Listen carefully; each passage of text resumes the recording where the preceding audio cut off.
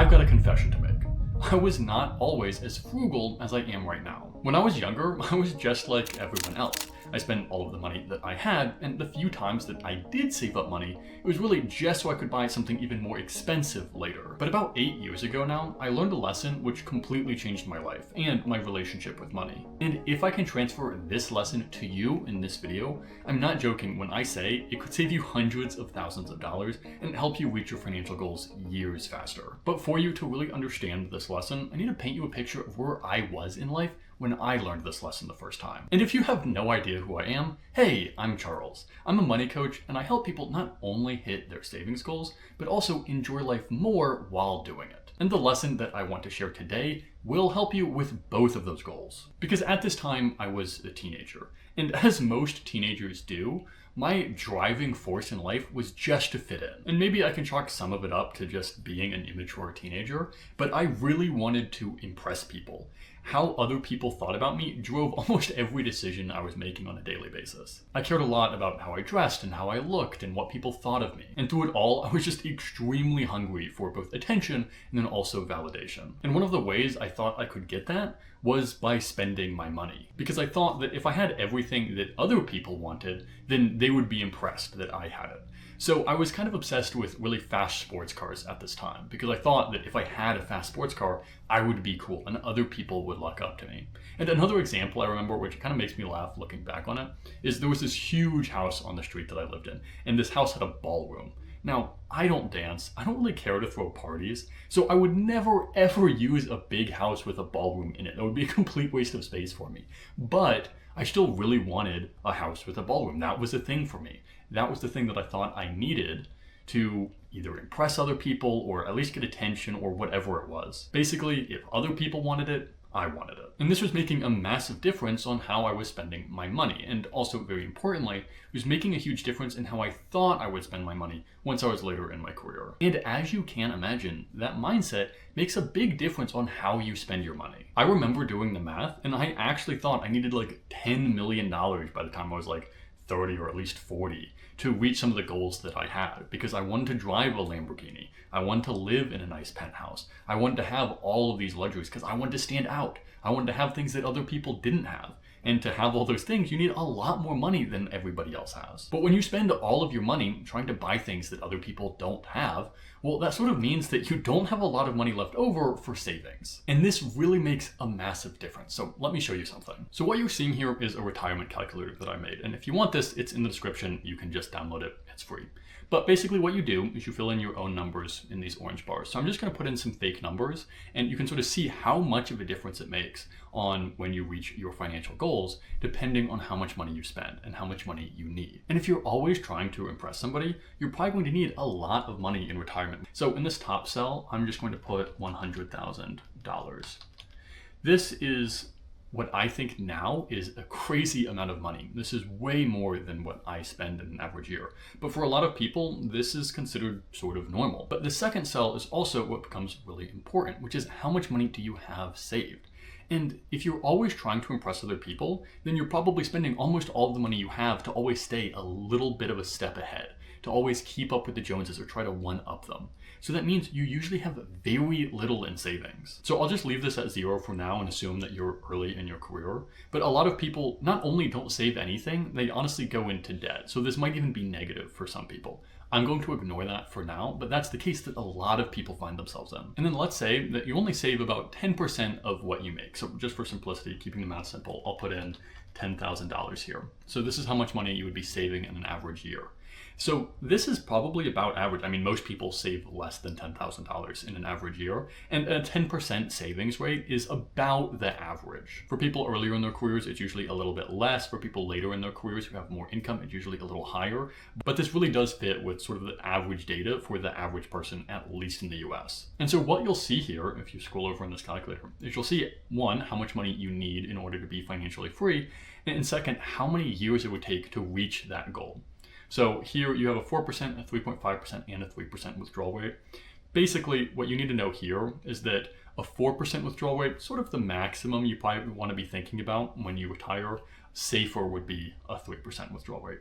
So if you withdraw 4% every year, then to spend $100,000 in retirement, you wouldn't want to retire until you've saved up $2.5 million. And if you only save $10,000 per year and earn a 7% return on your investment, which is sort of the default I put in, then that would take over 43 years. And this is about average. I mean, most people work about 40 years. If you started at age 22 and worked until age 65, that's what you would be at. And it will take even more money and even more years if you want a safer withdrawal rate. So 3.5% withdrawal rate, that would be $2.85 million, almost exactly 45 years. And a 3% withdrawal rate, you want $3.3 million, which would take over 47 years. So I'm going to write these numbers down just so we can run one more projection, and you're going to see just how much of a difference it makes. So this one took about 43 years, then 45 years, then 47 years. Now what I'm going to do is I'm going to go over here and I'm going to change the numbers. Because if you aren't always trying to impress other people and you aren't always trying to keep up with the latest technology or the biggest apartment or the biggest house, then you can spend way less than $100,000 per year. Now personally, I spend $20,000 per year. I understand that's on the extreme end. I've never asked anybody to do that. If you're super hardcore about reaching financial freedom or whatever your goal is, then that's sick if you can do that. But again, not the expectation. But let's just say you spend $50,000 per year, which I think is very, very reasonable. And then let's say that you have a lower income, so you can still just save this $10,000 per year. So saving the exact same amount of money as the previous example, but just spending a lot less. This is going to make such a huge difference on when you reach a goal like financial freedom. So if we come over here, you see that you need about $1.25 million. And this is still a lot of money to some people, but that's way more achievable than the $2.5 million that it was before. And instead of 43 years, now you're looking at like 33 and a half years. But if you spend less and you're not always trying to impress other people, then you probably can save a lot more. So let me just bump this up. I'm still not going to bump this up by like $50,000, but let me just set this to $20,000. This, I think, is very reasonable for the average person. And by the way, I am basing this off of the data. If you look at the data, you'll see that the average single person in the US has an income of $65,000. That's the median income, by the way. So after taxes, that's like $58,000.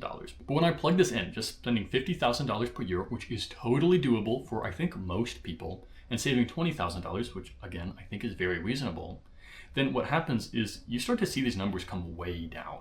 And to retire with a 4% withdrawal rate, now you're looking at just about 25 years. So if you start this out of college, you're talking about retiring before age 50, which very, very few people do. And that difference between spending $50,000 and spending $100,000 really can be the difference in just not trying to impress other people. I mean, you can buy a reliable but used car for like $10,000 if you only are looking for something that's reliable and practical. But if you want to impress other people, you're probably looking at a car that costs over $50,000 per year. And where you live is another really big factor here. If you just want a place to sleep and a place that does everything that you need, then in the area that I live, you're probably looking at like $1,500, $1,600, maybe $1,700 a month for a place to live.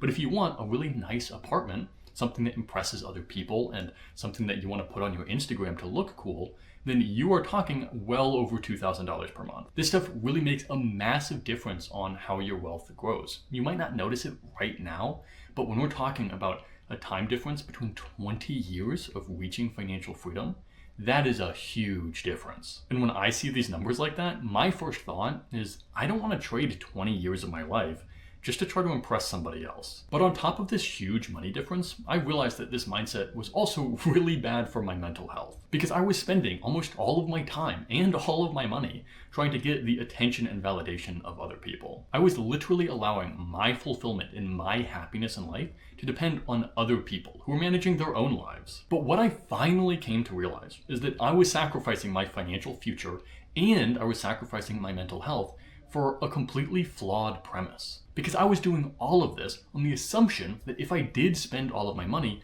I would impress other people. But I came to realize that it wouldn't. It literally doesn't make a difference. Having what other people want does not make them like you. In most cases, they literally won't even realize because they're so busy with their own lives, often trying to do the same thing that you are. So they never even pay attention to the fact that you just spent all of your money and bought something that they don't have. At best, they spend like 0.1 seconds looking at your Instagram post before they scroll on. But even in the cases where they do realize that you have something that they want, that doesn't make them like you more. When they realize that you have something that they want, if anything, it just makes them jealous and more annoyed, and they don't like being one-upped. So when you do this, you are literally wasting your money. You're wasting years of your life that you could have saved just to annoy and piss off other people that you were trying to impress. Worst trade deal of all time. And if you don't believe me, just do this super simple exercise. Off the top of your head, think of one rich person who you don't like. Got one in mind? For me, like 15 come to mind immediately. But now try to think of one rich person who you really look up to.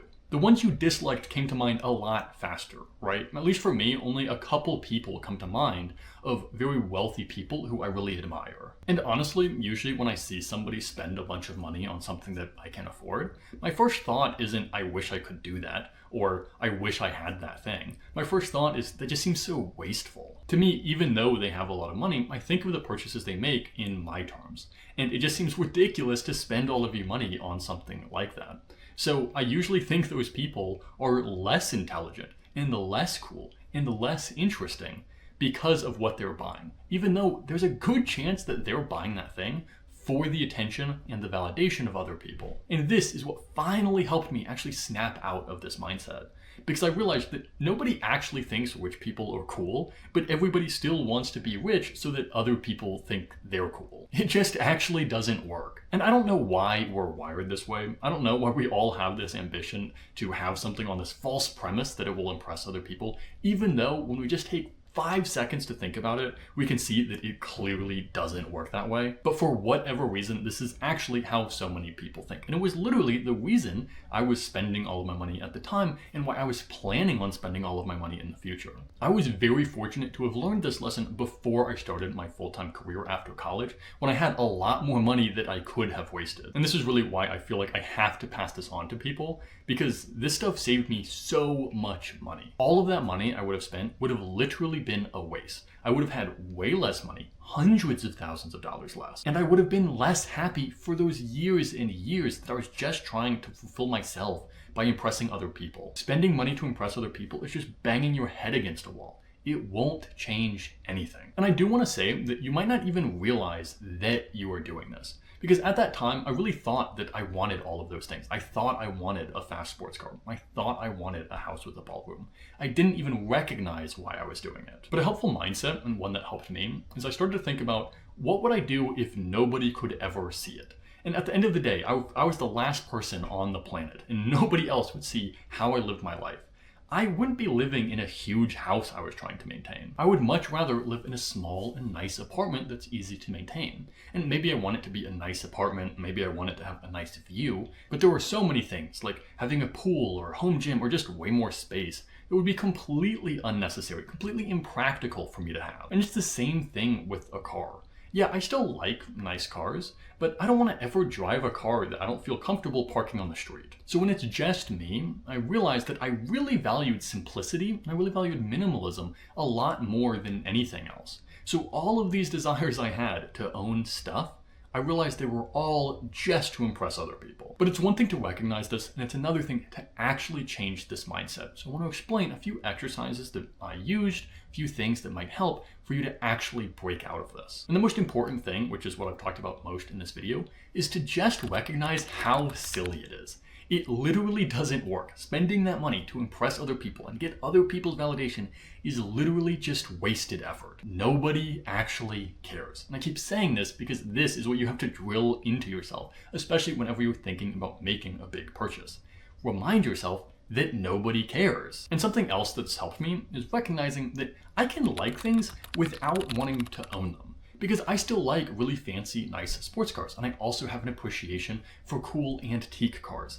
But I never want to own one. And the same thing goes with big fancy mansions. There are some beautiful, cool mansions that I like seeing pictures of, but I don't want to live in it myself. I don't want to live in either that part of the world or as remote as some of these are. I certainly don't want to clean and maintain them. So I'm grateful for their existence, and I'm glad I get to experience them and see them, but I don't need to spend my money on them. To me, these things are art, but they can be public art. I don't need to own them myself. At least for me, that desire to own stuff was where I felt like I would get my status from. I thought if I owned it and nobody else had it, that's what gave me value. And I've given that up because I've realized just how stupid that is. So now the things I do truly appreciate, I can appreciate, but I can appreciate them with everybody else. And I can be grateful for the people who do maintain and own those cool antique cars and the nice sports cars and the big mansions. I can appreciate them without having them. And the last exercise I really encourage you to do is to reflect on what you truly admire in other people. Because if it is the attention and validation of other people that you feel like you're missing, then that's a void you're not going to fill up by spending your money. So pay attention to what you actually do to get that respect and admiration. And if you think about what you actually value, again, it's not going to be the money. It's probably going to be things like a sense of humor. It's going to be kindness. It's going to be empathy. It's how you act and it's how you treat other people. It's not the gizmos and gadgets that you own. So that is the stuff you want to focus on if you want people to like you. And being liked is important. Don't get me wrong. I probably should have talked about this earlier in the video. It is very important for other people to like and respect you. And does feel great to fit in with a community and with a group. You're just not going to get that by spending money and trying to one-up them and trying to have stuff that they can't afford. That's a ridiculous way to fit in or be liked. Being nice and funny and cool is way, way better, and that doesn't take money. So start spending your time on that. And this kind of ties into my next point, because at the start of this video, I said that this isn't just about saving money. This is about saving money and enjoying life more. And this helps you do this in a few ways. For one, chasing other people's validation is extremely unrewarding, especially because you're not going to get it. You just end up spending all of your money, usually just trying to keep up with other people. The only way you're even going to one-up people is if you become mega rich. So this just causes this downward spiral of always feeling like you have to spend everything just to stay a step ahead. And even if you do stay a step ahead, it still doesn't give you what you're looking for. So breaking out of this relieved a tremendous amount of stress from my life, because this was all I was thinking about at this time. All I wanted was to impress other people, and it wasn't working. I was focusing on the wrong thing. And recognizing this allowed me to take my time and energy and start investing it in the things that really mattered. I literally started focusing on smiling more when I saw people and being a friendlier, fun person to be around. I tried to catch myself from being rude or a jerk, because remember, I was like 17, I was an idiot and I was immature. I started really focusing on being a better person. And this sounds kind of crazy because, like, obviously you should just focus on being a nice, cool, awesome person if you want people to like you. But I was so in my own head and focusing on these things that I thought other people wanted, and I thought that would make me cool, and I never even just took a second to look up and pay attention to what really mattered. And this will also make you happier because you'll start focusing on things that you're doing just for you. This is something I truly didn't even feel until after I graduated college. But when I graduated college, I moved to a new area. I didn't have any friends in the area. I didn't have other people in my neighborhood. And I started doing just the stuff that I would do if I was alone. I started living a life that actually fit me. I wasn't trying to fit in with other people. I was doing what felt natural to me. And that looked a little different for me than it did for other people. The life that other people were choosing to live wasn't a good fit. It felt a little unnatural. And so some people like being surrounded by trinkets, whereas I prefer to be a minimalist, and I don't like being surrounded by a lot of other things.